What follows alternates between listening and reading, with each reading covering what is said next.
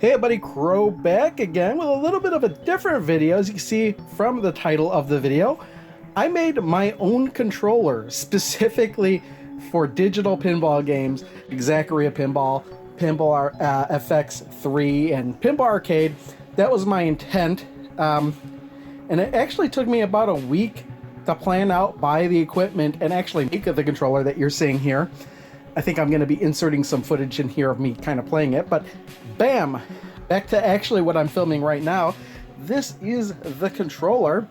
I originally designed it so I could sit it on my lap while playing, but actually this little table here that I have it on works really well. So I'm probably just going to play it with the table and just kind of pull a chair up to it. Obviously, I'm not going to be this close to the TV while playing it, but I just put it like this for the video just because that way it's you know, you can see the TV and the controller all in one. So yeah, I kind of designed it so it would fit in my lap, but I don't think I'm going to be playing it like, I mean, I can, but it's just more comfortable to play it with it on the table. So basically, this has about, I would guess, about $100 worth of parts in it. I'm just going to kind of be explaining the controller a bit, the way I designed it, the way I did. It's got buttons on all sides, except for the bottom. There's a couple of buttons on the back.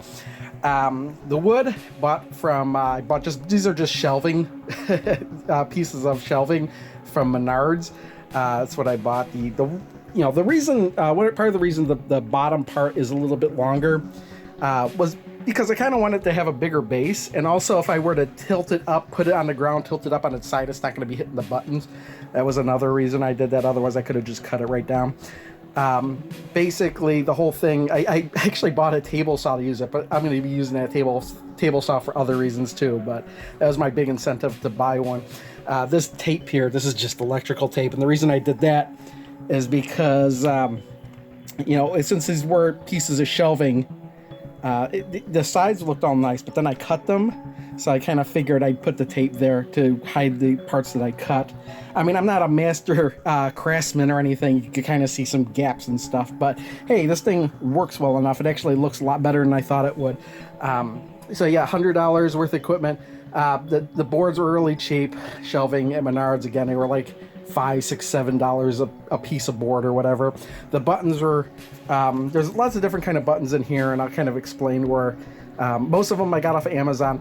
I wouldn't have to buy so many buttons if I could find the leftover buttons I had from a previous project, but I couldn't find those. I'm going to have to replace some of these other ones I'll get into a little bit later.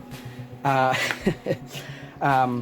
yeah, it's all pretty much glued and nailed together except for the bottom piece, which I just screwed into the bottom.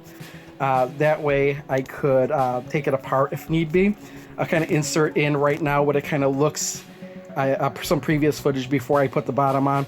So you can see all the wiring I did. I just kind of soldered everything together. I couldn't find the clips to clip everything on, but it doesn't matter. It's not really going to be going anywhere soon. The board is an, what was it? An Ultimark iPack 2. So that's the board that I use. This thing is like 40 bucks. I bought it on Amazon because even though it was 40 bucks, they're on Amazon as well. Shipping was only $5 from the place I bought it from. Whereas here, it's like $15 shipping. That was kind of ridiculous. But, but yeah, here's the controller. I kind of go over the buttons really quick. On the top, obviously just, these are arrows. I kind of bought these square buttons on Amazon.